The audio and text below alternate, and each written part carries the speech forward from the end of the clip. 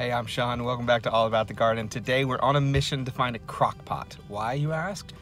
Because we're going to start doing log inoculations and growing our own mushrooms. We'll be drilling holes into oak logs, filling it full of mushroom spawn, and then we have to cover all those holes with melted paraffin wax.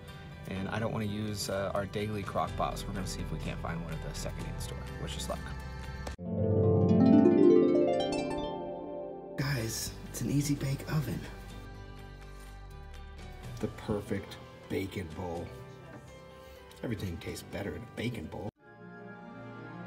My teenage daughter had the bright idea of getting just the insert for a crock pot instead of a whole crock pot. Hopefully it fits the one we have. Nice. Our thrift store crock pot insert works well enough, and we've got it with paraffin wax there on the bottom that we're going to melt to cover up the holes that we drill in the oak logs. This is a drill bit with this collar, so it stops at a certain depth, and you don't need this. You can probably just get a collar for a regular drill bit, but I bought this one because it's perfectly suited for the job. Let's see how it goes. That's the hole it makes, and I gotta say it's pretty different than what I would expect from a drill bit. It's pretty nice and very consistent, and this is what it looks like in real time. I'm putting these about 4 inches apart, so somewhere about here. It's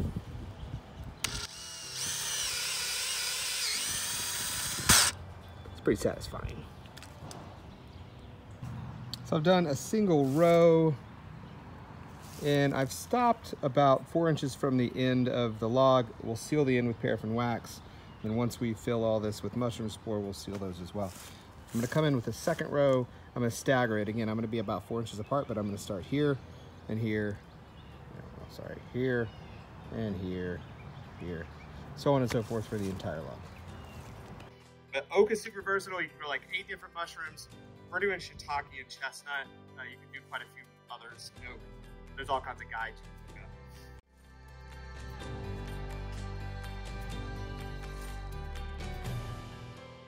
look up. So here is a quick look at what the mushroom spawn looks like. This is basically, the white stuff is the mycelium, basically baby mushrooms. And this is a bed of sawdust. So this is sawdust spawn. And the way you get it in that inoculator tool is pretty simple. You just kind of cram it in.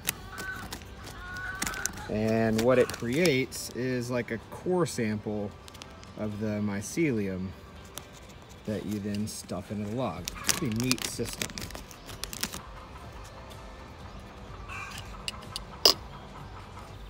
And you just take your inoculator tool, you put it over one of the holes, and then you plunge it down. And it basically pops in this perfect plug just the size of the hole with very little trapped air or anything else underneath it. Pretty cool. Now that we drilled all our holes, we filled them all with our mushroom spawn, we're gonna cover them up with paraffin wax. It's now nice and melted in our thrift store crock pot. And here we go.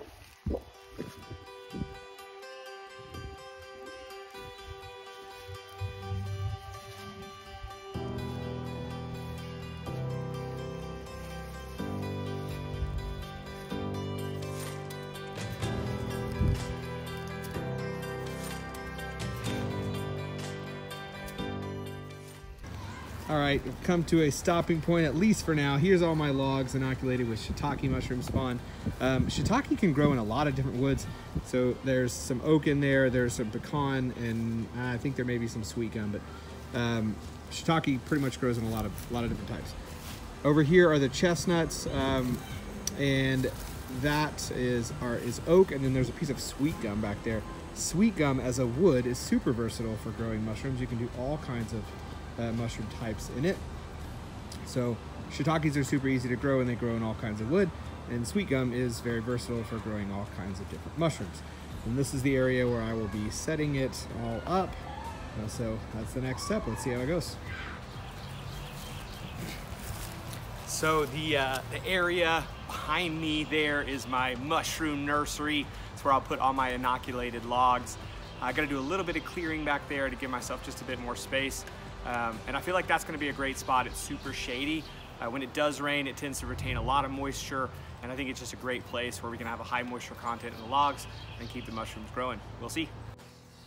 All right, I laid down a couple inches of mulch to give us a clean canvas, and now it's time to start stacking logs. Got my logs all stacked. You'll notice I have them on bricks to keep them up off the ground. The mulch layer should help this area stay pretty wet.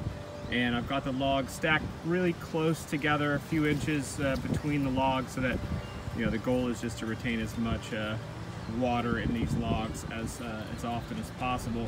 I think one thing I may also do is build up more mulch on this front side and have everything kind of slope back and create a bit of a shallow, so that we've always got water that's existing and creating humidity and coming up into the logs from the ground. So hopefully this works. Can't wait to see what happens. Here's a store-bought example of what we're growing in our backyard. These are button mushrooms, but we're going to be growing chestnut mushrooms, so they're going to have a lot more flavor and more nutrition. And over here are shiitake mushrooms. There's actually a shortage on shiitake mushrooms, and I'm so excited to be having this in our backyard. You don't know how this makes me feel. I'm so excited. Did you know you're not supposed to eat the stem of the shiitake mushroom? Or it's actually quite hard to eat, and when you get it in the store like this, they cut off those little stems. So we're going to be experimenting with cooking and dehydrating, and I just can't wait. I'm so excited. Thank you so much for watching. Please don't forget to like and subscribe. And I hope you enjoyed this video on making mushrooms.